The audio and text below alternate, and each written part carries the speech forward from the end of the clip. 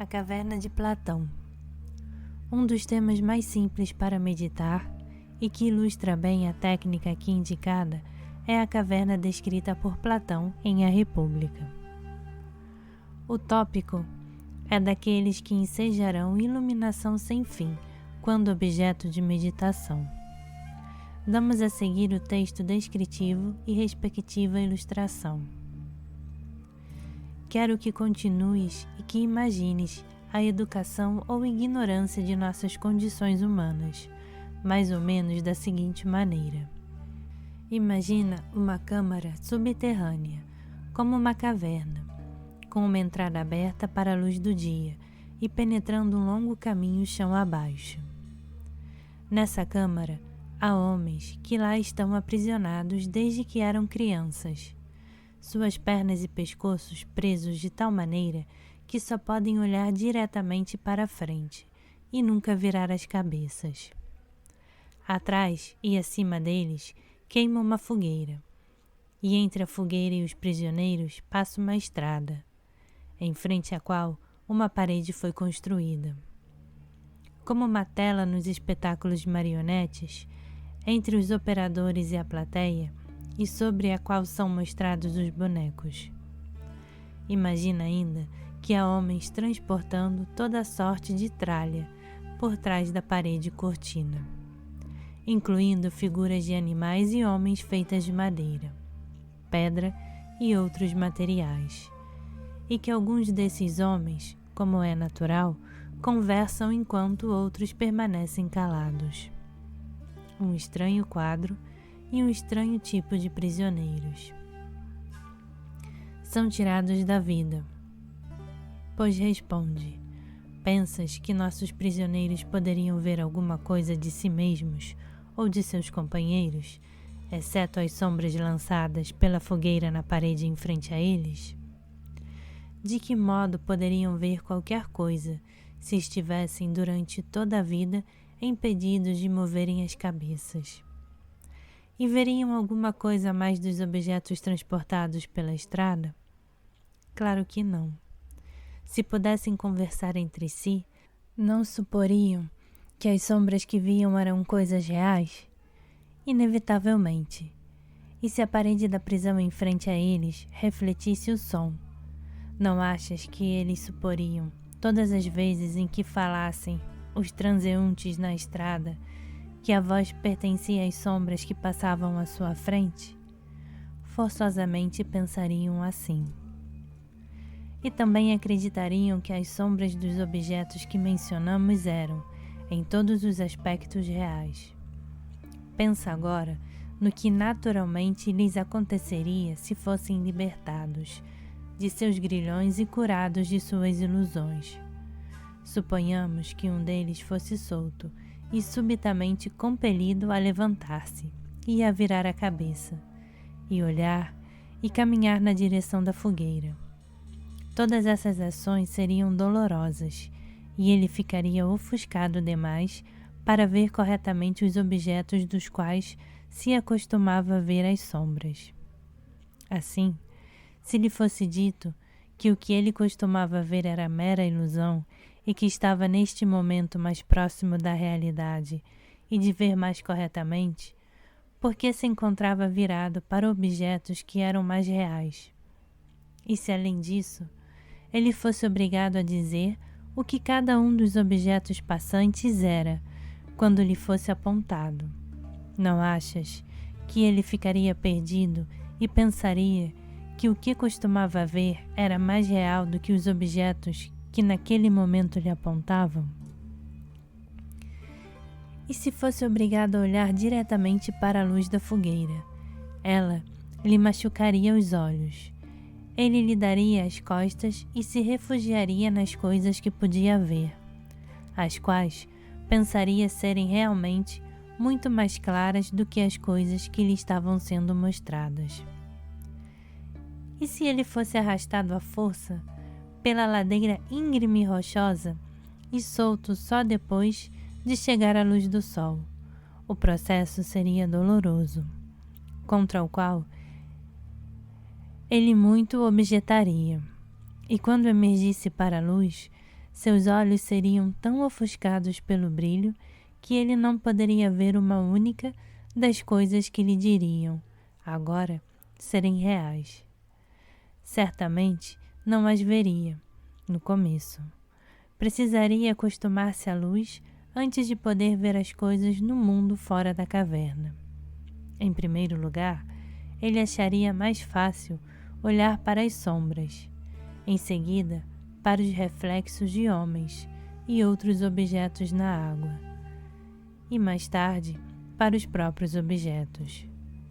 Depois disso, consideraria mais fácil observar os corpos celestiais e o céu à noite do que durante o dia, e a olhar para a luz da lua e das estrelas, e não para a luz do sol e sua luz. A coisa que poderia fazer por último seria olhar diretamente para o sol e observar-lhe a natureza sem usar os reflexos na água ou qualquer outro meio, mas exatamente como ela é. Mais tarde, ele chegaria à conclusão de que é o sol que produz as mutáveis estações e os anos e controla tudo no mundo visível, e é, em certo sentido, responsável por tudo que ele e seus companheiros de prisão costumavam ver. E quando pensassem em seu primeiro lar e no que nele passava por sabedoria, e em seus companheiros de prisão, não achas que se congratularia pela sua boa fortuna e teria pena deles? Muitíssimo. Provavelmente haveria certo grau de honra e glória a ser ganho entre os prisioneiros e prêmios de agudeza de visão para quem quer que pudesse lembrar-se da ordem de sequência entre as sombras que passavam e, portanto, mais capazes de prever seus futuros aparecimentos. Ansiaria nosso libertado prisioneiro por prêmios ou invejaria o poder dos que ficaram lá? Não seria mais provável que ele preferisse, como diz Homero, ser um servo na casa de um homem pobre, ou de fato, qualquer outra coisa no mundo, a viver e pensar como eles pensavam? Sim, ele preferiria qualquer coisa a uma vida como a deles. Mas o que pensas que aconteceria se ele voltasse a sentar-se no seu velho canto na caverna? Não seriam seus olhos cegados pela escuridão, porque ele teria saído subitamente da luz do dia? E se fosse obrigado a discriminar entre as sombras, disputando com os demais prisioneiros, enquanto estivesse cego e antes que seus olhos se acostumassem à escuridão?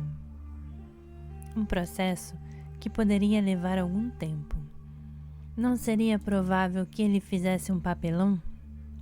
E os demais diriam que a visita dele ao mundo superior lhe arruinara a vista e que não valia a pena nem tentar a subida. E se alguém tentasse libertá-los e levá-los para cima, eles o matariam se pudessem nele pôr as mãos. Agora, este símile deve ser ligado, em toda a sua extensão, com aquilo que o precedeu. O reino invisível corresponde à prisão e a luz da fogueira na prisão ao poder do sol. E não te enganarias se ligasses a ascensão para o mundo superior e a vista dos objetos que nele existem, com o progresso da mente para o alto, em direção ao reino inteligível. Este é o meu palpite, que estás ansioso por ouvir. A verdade do assunto é, afinal das contas, conhecida apenas de Deus. Na minha opinião, pelo que ela vale, a coisa final a ser percebida no reino inteligível e percebida apenas com dificuldade é a forma absoluta do bem. Uma vez vista, infere-se que é responsável por tudo certo e bom, produzindo no reino visível a luz e a fonte de luz, e sendo, no próprio reino inteligível, a fonte controladora da realidade e da inteligência. E todos aqueles que vão agir racionalmente em público ou privadamente devem percebê-lo. Concordarás talvez comigo que não seria de surpreender que aqueles que vão tão longe não queiram retornar aos assuntos mundanos, e que suas mentes anseiem por permanecer entre coisas mais altas. Isto é o que devemos esperar se nosso símile merece confiança. Nem julgarás estranho que alguém que desça da contemplação do divino para as imperfeições da vida humana cometa cincadas e faça um papelão, se enquanto ainda cego e desacostumado à escuridão circundante, for à força submetido a julgamento nos tribunais de outros lugares, sobre as imagens de justiça e suas sombras, e obrigado a discutir sobre a concepção de justiça sustentada por homens que nunca viram justiça absoluta. Mas todo aquele que tem algum senso lembrará que os olhos podem ser cegados de duas maneiras: pela transição da luz para a escuridão ou da escuridão para a luz, e que a mesma distinção se aplica à mente. Assim, quando vir uma mente confusa e incapaz de distinguir com clareza, ele não rirá levianamente, mas perguntará a si mesmo se ela vem de um mundo mais claro e está confusa com a escuridão da qual se desacostumou, ou se está ofuscada pela luz mais forte do mundo, mais claro para o qual escapou, após sua ignorância prévia.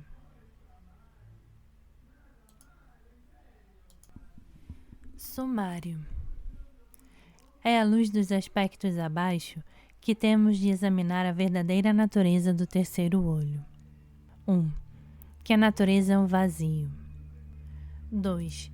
Que o mundo que nos cerca é maia, uma ilusão. 3. Que tudo é energia. 4. Que o tempo é flexível, sendo a interpretação de sua passagem decidida pelos estados de consciência que mudam como na meditação. 5. Que nosso equipamento sensorial é defeituoso, ou, na melhor das hipóteses, indigno de confiança. Assemelhamo-nos, no particular, aos 3 hindus cegos. Por outro lado, temos muito a nosso favor. 1. Tudo é energia, incluindo nós mesmos. Temos apenas que mudar nossa taxa vibratória para nos igualarmos com aquela nota vibratória de alguma coisa ou de alguém. 2. O tempo está de nosso lado. Nós que sabemos que somos imortais podemos ser alegres, diz George Russell. O fim de toda a yoga é a imortalidade, disse outro grande filósofo. 3. Somos apenas embriões espirituais. Nosso potencial é imenso. O cérebro humano em si é um computador de $1 bilhão, mantido em estado de perfeita manutenção, mas quase inativo. Se toda a riqueza do mundo e todos os cientistas fossem empregados exclusivamente na construção de uma réplica mecânica do cérebro humano, pouca seria a esperança de que o serviço fosse completado em um futuro previsível. Ainda assim, temos esse computador dentro de nossa caixa craniana, e é ainda mais complexo nosso potencial nas estruturas mais altas da matéria, em nossos corpos sutis. 4. Temos poderes latentes em nós. Eles surgem em toda parte na imensa variedade de fenômenos paranormais conhecidos como PES no mundo externo. O potencial para eles existe em todos os homens. Todos os homens manifestam PES quando dormem. Se pudéssemos reter a consciência enquanto o corpo físico dorme, nossos poderes psíquicos poderiam ser reconhecidos e por nós usados. Como alma, o homem possui todos esses poderes. Na sua descida para Maya, a grande ilusão, perdemos a memória de nossas almas. A restauração dessa memória, ou autorrecordação, é o que constitui o encerramento do terceiro olho. A alma do homem é imortal e seu futuro é o futuro de algo cujos crescimentos e esplendor não têm limite. O princípio que confere a vida habita em nós e fora de nós, é imortal e eternamente beneficente. Não é ouvido, sentido ou visto, mas é percebido pelo homem que deseja a percepção. Todo homem é seu único e absoluto legislador, o dispensador da glória ou da desgraça de si mesmo, o decretador de sua vida, de sua recompensa, de seu castigo. Idílio do Lótus Branco. Em todos os casos em que parecer que as técnicas discutidas na parte 2 deste livro não produzem resultados, ou que eles aparecem apenas lentamente, voltem a esses 4 aspectos de nosso potencial e os reafirmem para si mesmos. Reavaliem também os 5 aspectos negativos que os precederam. Eles são igualmente importantes. Lembre-se que embriões, especialmente os espirituais, precisam de ativação constante e persistente em todos os níveis, a fim de se desenvolverem plena e rapidamente. Lembrem-se também que não podemos amadurecer uma maçã com um maçarico.